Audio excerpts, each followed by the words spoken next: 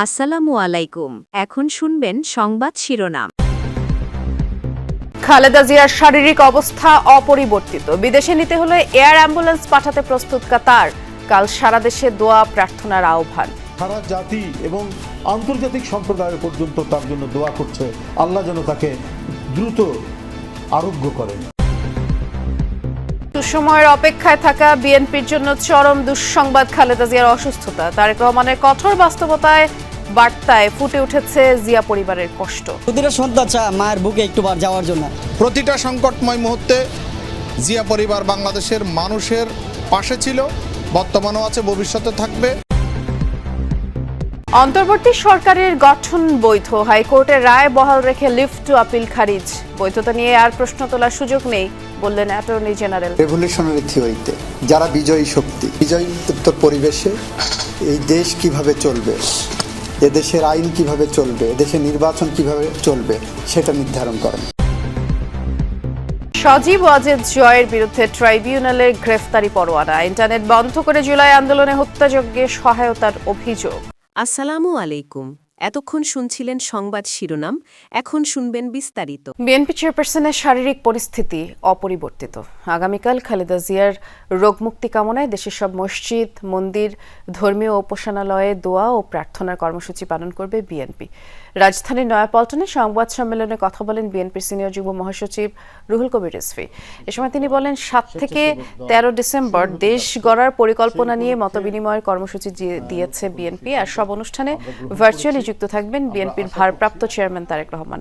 7 ও 8 December ছাত্রদল, 9 December Jubodal, 10 December কৃষক দল, স্বেচ্ছাসেবক দল, 11 থেকে 13 ডিসেম্বর বিএনপির মতবিনিময় অনুষ্ঠিত হবে। সর্বশেষ যে ম্যাডামের আপডেট, তার আগের মতোই চিকিৎসা চলছে, তার অবস্থা অপরিবর্তিতই রয়েছে। তিনি চিকিৎসাধীন রয়েছেন, তিনি চিকিৎসা নিতে পারছেন। প্রত্যেকেই সারা জাতি এবং আন্তর্জাতিক সম্প্রদায় পর্যন্ত তার জন্য দোয়া করছে, আল্লাহ যেন তাকে দ্রুত আরোগ্য করেন।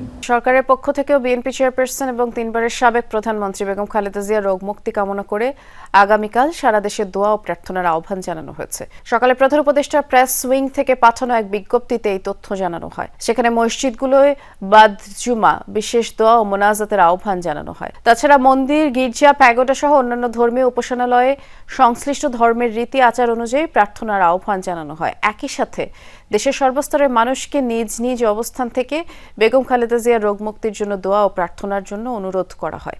এর আগে বুধবার সন্ধ্যায় বেগম খালেদা জিয়ার স্বাস্থ্যের খোঁজ খবর নিতে এভারকেয়ার হাসপাতালে যান প্রধান উপদেষ্টা ডক্টর মোহাম্মদ ইউনূস। তাকে স্বাগত জানান বিএনপি মহাসচিব। পরে মেডিকেল বোর্ডের চিকিৎসকদের সাথে নিয়ে সরাসরি খালেদা জিয়ার কাছে যান ডক্টর ইউনূস। সবাই যখন ভাবছিল প্রচন্ড সুসময়, তখনও যেন দুঃসময় পিছু ছাড়ছে না বিএনপি কর্মীদের। বাংলাদেশের জন্ম ইতিহাসের সাথে জড়িয়ে আছে জিয়া পরিবারের কষ্ট। তা আবারও সামনে এলো খালেদা জিয়ার ভীষণ অসুস্থতা ঘিরে। বুক বেঁধেছে কর্মীরা। ৭১-এর উত্তাল রক্তক্ষয়ী দিন।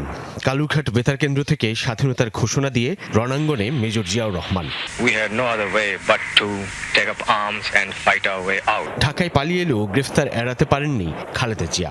2 সন্তানকে সঙ্গে নিয়ে কাটে প্রায় 5.5 মাসের অনিশ্চিত লড়াকু বন্দি জীবন। এরপর 81-তে প্রেসিডেন্ট জিয়াউর রহমান হত্যা। শুধু দল হিসেবে বিএনপি নয়, গোটা দেশের সামনেই অন্ধকার সময়। 2 সন্তান নিয়ে ভবিষ্যৎ ভাবনা খালেদা জিয়ার। মাইনা ছিল বোধহয় পেস্লিপ যা আসতো হয়তো 2200 বোধহয়, 2000 টাকা দিত, ওর মধ্যেই আমার সংসার চালাতে হতো। নেতাকর্মী ও জনগণের ডাকে বিএনপির নেতৃত্বে আসেন সেই দৃঢ় শান্ত গৃহবধূ। রাজপথে 9 বছরের সংগ্রাম শেষে 91 রাষ্ট্র ক্ষমতায় খালেদা জিয়া। আলোচিত 1/11 সময়ে গ্রেফতার হন তারেক রহমান। প্রায় 6 মাস পর গ্রেফতার হন মা BNP chairperson Khaleda Xiao. Zia পরিবারের আরেক সন্তান আরাফাত রহমান কোকো কারাগারে। কঠিন পরীক্ষায় কারাবন্দী গোটা পরিবার। রিমান্ডে গুরুতর অসুস্থ হয়ে পড়েন তারেক রহমান। 18 মাস কারাভোগের পর লন্ডনে যান চিকিৎসার জন্য।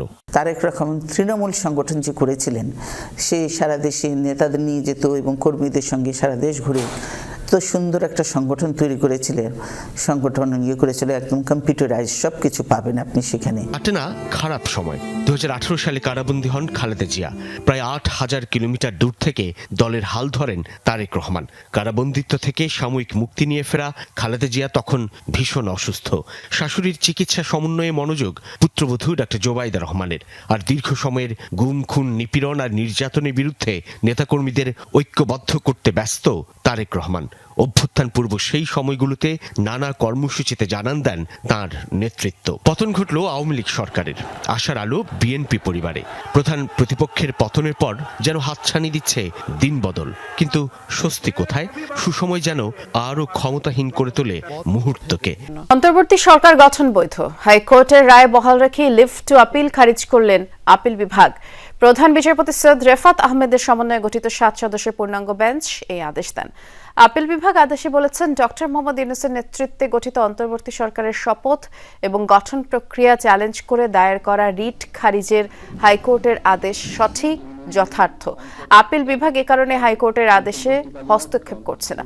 হাইকোর্টের দেওয়া রায়ে কোনো ত্রুটি নেই বলেও পর্যবেক্ষণ দিয়েছেন আপিল বিভাগ। ব্রিফিংয়ে অ্যাটর্নি জেনারেল মোহাম্মদ আসাদুজ্জামান জানিয়েছেন, অন্তর্বর্তী সরকারের বৈধতা নিয়ে আর কোনো প্রশ্ন তোলার সুযোগ নেই। সুপ্রিম কোর্টের পরামর্শ নিয়ে রাষ্ট্রপতি যে প্রক্রিয়া সরকার গঠন করেছেন সেটাই মানা হয়েছে। বিএনপির আইনজীবী ব্যারিস্টার রুহুল কুদ্দুস কাজল বলেন, অন্তর্বর্তী সরকার বৈধ, তবে অনুমোদন লাগবে পরবর্তী নির্বাচিত সরকারের থেকে। অ্যাটর্নি জেনারেল অবশ্য বলেছেন, পরবর্তী সরকারের অনুমোদন দরকার হবে না। এদিকে জামায়াতের আইনজীবী শিশির মুনির বলেন, আপিল বিভাগের আদেশের পরে এই সরকারের বৈধতা নিয়ে আর কোনো প্রশ্ন থাকবে না। গত বছর ডিসেম্বরে অন্তর্বর্তী সরকারের শপথের বৈধতা চ্যালেঞ্জ করে হাইকোর্টে রিট করেন আইনজীবী মোহসিন রশিদ। গণঅভ্যুত্থান পরবর্তী সরকারের বৈধতা অবৈধতা নির্ভর করে না, এটা আমাদের সাবমিশন। সর্বসম্মতিক্রমে বলেছেন তারা হাইকোর্টের রায়ের মধ্যে কোনো ভ্রান্তি, ভুল, বেআইনি কোনো কিছু পাননি। এই সরকারের মেয়াদকাল এবং কার্যক্রমকে র্যাটিফাই, অনুমোদন করতে হবে পরবর্তী সরকার গঠিত হওয়ার পরে যে জাতীয় সংসদ গঠিত হবে সেই সংসদের মাধ্যমে। এই রায়ের ফলে বর্তমান সরকারের বিভিন্ন কর্মকাণ্ড, বিশেষ করে 3টা ম্যান্ডেট, নির্বাচন, বিচার এবং সংস্কার সম্পর্কের বৈধতার ব্যাপারে আর কোনো প্রশ্ন থাকবে না।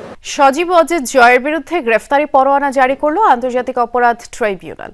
শেখ হাসিনার ছেলে এবং তার আইসিটি বিষয়ক উপদেষ্টার বিরুদ্ধে জুলাই গণ অভ্যুত্থানে ইন্টারনেট বন্ধ করে হত্যাযজ্ঞে সহায়তার অভিযোগ আনা হয়েছে। একই মামলায় সাবেক আইসিটি প্রতিমন্ত্রী জুনায়েদ আহমেদ পলককে গ্রেফতার দেখানোর আবেদন করেছে প্রসিকিউশন। এর শুনানি হবে 10 ডিসেম্বর। দুপুরে তাদের বিরুদ্ধে আনুষ্ঠানিক অভিযোগ ট্রাইব্যুনালে দাখিল করে প্রসিকিউশন। পরে সেই অভিযোগ আমলে নিয়ে গ্রেফতারি পরোয়ানার আদেশ দেয় ট্রাইব্যুনাল। বুধবার এই মামলার তদন্ত প্রতিবেদন হাতে পায় প্রসিকিউশন। জয় ও পলকের বিরুদ্ধে অভিযোগ ইন্টারনেট ব্ল্যাকআউট করে জুলাই আন্দোলনে সংগঠিত হত্যাকাণ্ডে গোপনে সহায়তা করা, যাতে এ সম্পর্কে দেশ বিদেশ থেকে কেউ কিছু জানতে না পারে। এছাড়াও কারফিউ দিয়ে ছাত্র জনতাকে হত্যার পরিকল্পনার অভিযোগে সাবেক আইনমন্ত্রী আনিসুল হক ও প্রধানমন্ত্রীর বেসরকারি বিনিয়োগ উপদেষ্টা সালমান এফ রহমানের বিরুদ্ধে অভিযোগ আমলে নিয়েছে ট্রাইব্যুনাল। 10 ডিসেম্বর তাদের হাজির করার নির্দেশ দেওয়া হয়েছে। চট্টগ্রাম বন্দরের নিউমোরিং টার্মিনাল পরিচালনায় বিদেশি কোম্পানির সাথে চুক্তির প্রক্রিয়া নিয়ে ভিন্ন মতের রায় দিলেন হাইকোর্ট। দ্বৈত বেঞ্চের জ্যেষ্ঠ বিচারপতি রায় বলেছেন, চুক্তি প্রক্রিয়া অবৈধ। বিদেশি কোম্পানির সাথে চুক্তি করতে পারবে না অন্তর্বর্তী সরকার।